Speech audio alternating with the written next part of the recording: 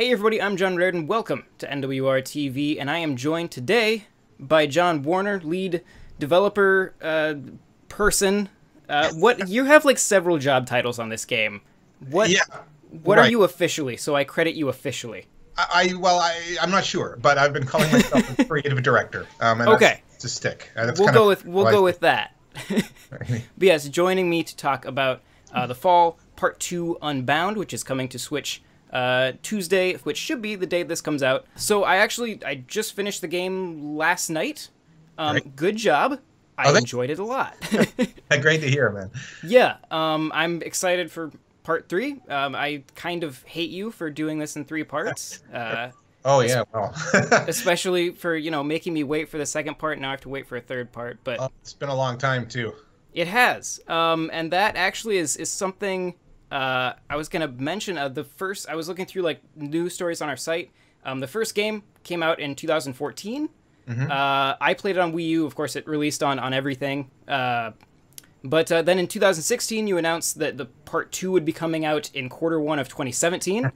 Yeah. Uh, I have good news and bad news. You may have missed your release window by a little bit. Yeah. But early 2017 was a terrible time to be on Wii U anyway, so Indeed probably it was. probably okay. Yeah. So when did you decide to move it to Switch, and did that delay the other versions at all, or was it pretty easy to just kind of get it up and running on Switch and get all that going?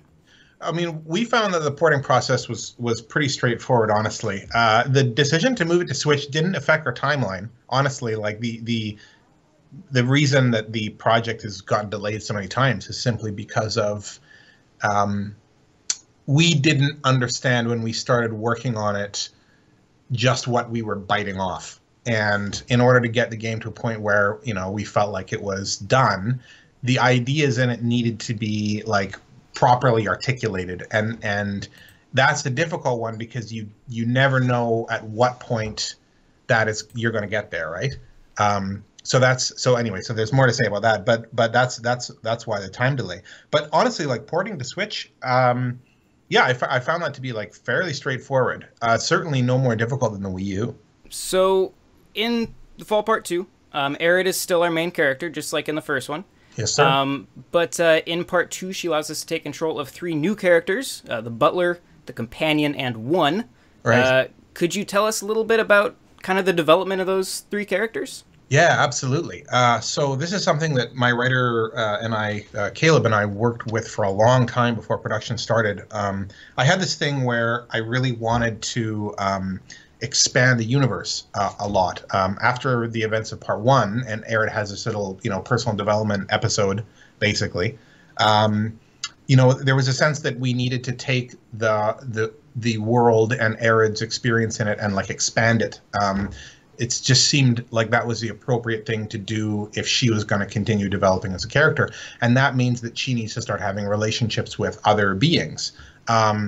So we played with these ideas of these characters and what they meant, and it was a lot of dialogue. And eventually, I'm not sure exactly how explicit I should be with our themes, but let's just say that the game is about interpersonal boundaries. I mean, it's about a few things, but certainly interpersonal boundaries is one of them.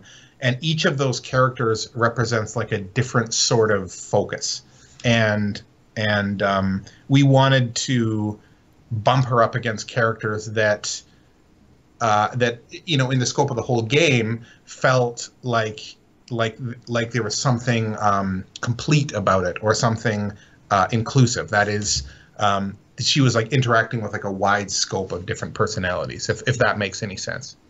Yeah, like the first game seemed to be. I'll put a vague spoiler warning at the beginning of this interview, so we won't say anything too specific. But if we need to talk about anything, it won't. Hopefully, won't upset any. Somebody will still complain in the comments, but they were warned. Right. Okay. Fair enough. In the first game, it really, at least to me, seemed like a game about kind of Aerith having to adjust her perspective to circumvent logic barriers. Like, it's kind of the idea that you would think that if everyone goes through a problem logically, everyone should arrive at the same conclusion, but that kind of isn't the case. That's kind of how the first one felt to me, was that, as Arid is kind of governed by these very Asimovian, I don't know if that's a word, but like Asimov style, like three laws kind of thing, and then has to find ways around those. And so then in the second one, you have these three new characters who each have a unique perspective, like I think is how it's referred to in the game. Was there anywhere particular that those specific perspectives come from? Absolutely, yeah. And I want to, no, I think this is pretty explicitly, the reason I'm jamming up is because when you make something, like there's an ethical question about how much I should talk about it in terms of like what it means, because there's an extent to where I'm robbing players of having their own experience, so that's kind of why I'm like, sure.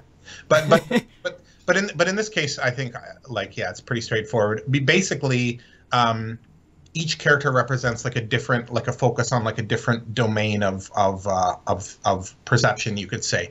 So there's focus on self, focus on others, and focus on objective reality. And there's an idea that we really like, which is there's something like complete about that. And this is something that's kind of understated in the game. It's sort of there, but it's not really unfolded very much. And I like that it's kind of implicit. You tend to find people when you go in the world and talk to folks that tend to sometimes want to reduce things to their preferred domain. So you get people, for example, where they don't want to deal with emotion. They want to say, well, everything is just neurochemistry and dopamine or something like that. And actually, fair enough. Like that's true. Like you can't have emotion without neurochemistry. But neurochemistry is not emotion. There are two different domains that need to be dealt with. If I would say you want to be a healthy individual. So there's this idea that you've got like these fundamental perceptual frames that you simply need to grapple with if you're going to develop some kind of like healthy, cohesive identity. And part two is all about, in my opinion, Arid exploring what that means to have developed a healthy, cohesive identity on her own terms. So that's how those two pieces fit together, basically. Yeah, and you do some cool stuff, like, because the game itself kind of plays, I don't want to call it a point-and-click adventure, because there's not a lot of pointing or clicking, but it has kind of that structure of going through and finding things and using things to interact with other things, that, kind of a LucasArts interactive adventure kind of style to it. And those perspectives do this cool thing where, later in the game, you do have the ability to apply different perspectives to kind of the same objects in the world, and from different perspectives, you see those objects in different ways. And I think that's a cool concept. Oh, thank you. Oh, great. Yeah. We're quite proud of that one. I really like how that turned out. Yeah. And then speaking of just kind of gameplay in general, the first Fall game had a cool. I liked the combat system. I know there were some reviewers did not, but I thought it was really cool. It was kind of like a 2D cover-based combat system. You completely redesigned it for this one twice. In fact, you did like a new shooter combat system and a new like melee combat system. Was there a particular reason that you decided to just kind of throw out the old and start over? Yes. So the old, first of all, we got a lot of criticism that it was crap. Really didn't like it, and hey, fair enough, right? I mean, the Fall was a project that was started in large part, out of like a sort of very personal exploration for me, being like, can I make this little game? And the combat was like, I need like something simple to create some tension. But it wasn't roughed out, and it wasn't put in for any reason. Both the combat systems in the Fall Part 2 are both put in for very specific reasons, and I don't know if either one of them will land. So I mean, it's still worth trying to put meaning in the game, even if people don't get it, because even if it fails, it's still worth it. But like the one's combat mechanic, for example, that was born out of this exploration of, I really liked the idea of trying to communicate meaning through gameplay systems. And there was this initial question that I actually don't think that I was able to quite achieve, which is, could I design a combat system, whereas by you excelling in that combat system, you're actually dooming yourself. So the more you do the right thing, the more the enemy learns your correct behaviors and duplicates them. And there's like a tragedy and a sorrow in that, because like this character is fighting for his individuality, but the more he fights for it, the more it's stripped from him. And I loved that idea, and I came up with so many attempts to do that. And there's so many systems, and at the end of the day, honestly, I think that failed. Like, there's a technical reason why I'm not. I suspect it's actually impossible to design a gameplay system that has like an ironic structure. That is the thing that you use to succeed is also the thing that eventually causes a failure. Like, I don't know if that's possible. But eventually I found this one finger death punch thing, and I was like, well, like that will work, and we can use it to sort of create that feeling at the very least. Basically, one that, I mean, that feeling does persist through the story, if not simply through the mechanic itself. Right. Of things kind of overcoming him as he, I don't want to say too much, but sure, getting the better of him because of how good he is at fighting. Though I was never very, I got punched a lot. I see. Okay, fair enough. Yeah. Mm-hmm. Let's see. And then as far as the like ranged combat, the gun combat, were there similar like thought process behind that? A little bit, not quite as ambitious. That was something that I played with.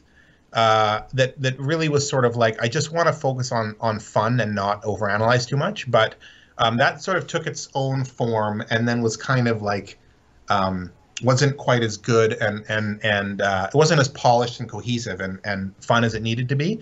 And so what I ended up doing is I ended up saying, okay, well, I need to polish this and make it nice. So I need to pick a central theme that I can use to like organize this around. And the theme that I picked was, and I honestly don't think this will come across, but it served my purpose, is searching for vulnerabilities, which is what Arid is doing in the first half. So there's a mechanic where you can't just like unload your gun in every direction. You actually have to watch the enemy and wait for them to enter a vulnerable state and then attack. And I like that because there's like a predatory aspect to it. It's like this keen observation and waiting for this correct moment to like exploit a weakness. And then because of that, then there can be like then it's like, okay, well, obviously we need an energy system because there has to be a punishment for firing your gun randomly and all this kind of stuff. So that's how that came about. So puzzles are also like the other, like there's combat, and then like puzzles are probably like the biggest part of the game. It is kind of it's a puzzle game, adventure game. Genres are hard. But you do a lot of your storytelling through puzzles and the environment.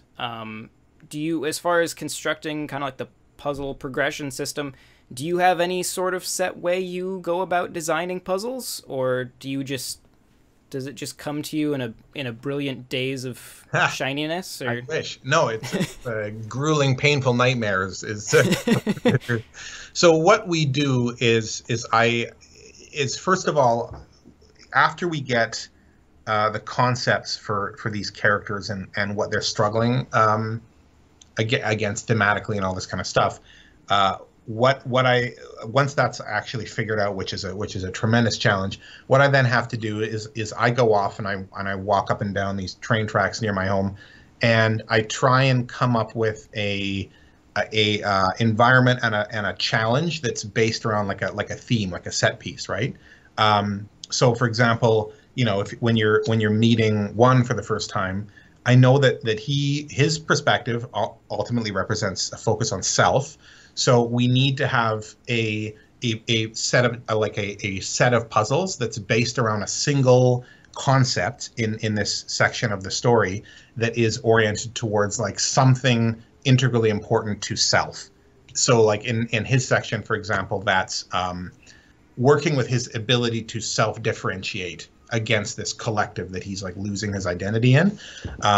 So that's how, and then, you know, based on those parameters, then I can try and come up with some like wacky ideas of like, you know, oh, you know, what if you're, you know, inputting ideas that he finds pathetic into, or that he doesn't like into the collective, right? And they're all basically like that. The exception is the butler. The butler was something that the early incarnations I just kind of fumbled through. There's something interesting to me about like he's stuck in this tight loop, and that you had to work to break him out of that. And I think that part of the reason that we oriented the design in that way is part of the reason that the butler, in terms of the three perspectives, his is I think later in the game it's much more clear actually, but in terms of he represents objectivity, that's certainly less clear in the beginning of the game than the others, I would say. Sure. You could almost make an entire game about the butler. His yeah. I remember like I'm playing the game for review, and my wife walked through while I was playing the first butler portion, and she was like, "Is this a horror game?" And I was like, "I didn't really think so, but this part is very creepy and unsettling." Cool. But it was good. I liked that part a lot. I can't believe how big it got. Just the development aspect of it. So humbling. We bit off so much, and I didn't know how big it was. Mm-hmm. You know, it's like you think you're dealing with a problem. It's like a snake, right? You're going to cut the head off this snake. That's the problem that the project's going to solve. Except it's like, no, it's a hydra. It's like this, and it's like, and we did that for like, dude, like each of those characters is its own hydra, and we had to like. And I was like, I'm just gonna fight like 3 snakes. We can manage 3 snakes. Like if I had a time machine, man, I'd give me a talking to. But in part 3, there will be 8 characters, all with their own perspectives. No, there'll be one. It'll almost certainly focus on Rairdin. It'll be simplified and sure. Conceptually simpler. I'm really excited to make it. I mean, I think this is a good game, but hey, I liked it too. I was okay with it. Cheers, man. Awesome, that's good to hear. I'll tell my team. We're all like sitting here like anxious, being like, "Does people hate it?" And we've had a few reviewers being like, "I'm having a great time." So I'm starting to be like, "Okay, yeah, we're not gonna like bomb." So I didn't have to open the walkthrough that was sent along with it, which is awesome. It's really scary to play like puzzle games with a review embargo and be like, oh man, I hope I don't get stuck. Like, but I didn't have to. I was like, last night, as I was like, all right, I want to beat this before the interview, I was like, I think I'm getting close. I don't want to look at the walkthrough, but I did it. So let's see. This is a little off from the fall, but like I and a bunch of other people I know have been really enjoying your developer insight videos on YouTube.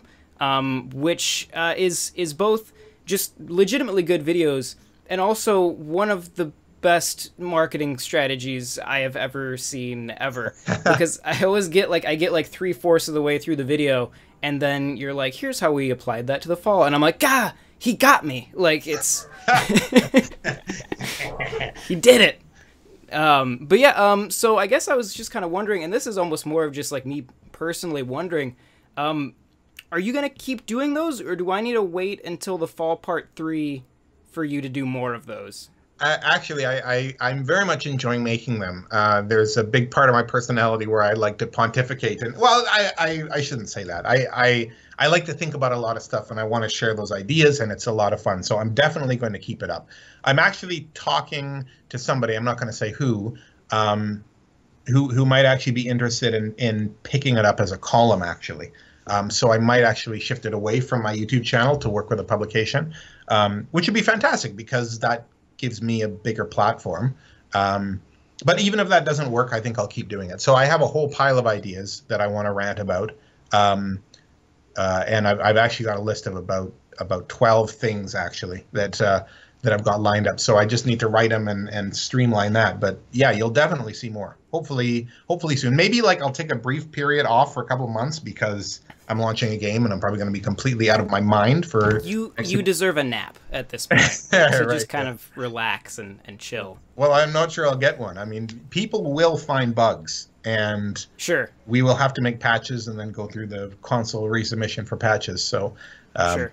Yeah. So, but thank you. I'll try and get some sleep. But yes, so the fall part 2 Unbound releases February 13th. People can follow you on Twitter at @overthemoongums. I assume that stands for gumballs. I can't think of what else it would be. Yes, it is in fact games. Yes. Oh, okay. That's unexpected. Would have gone with gumballs, but I mean, I guess however you want to do it is fine. It's your Twitter. And if you like this video, give it a like, subscribe to NWR TV, and we will see you next time. Bye.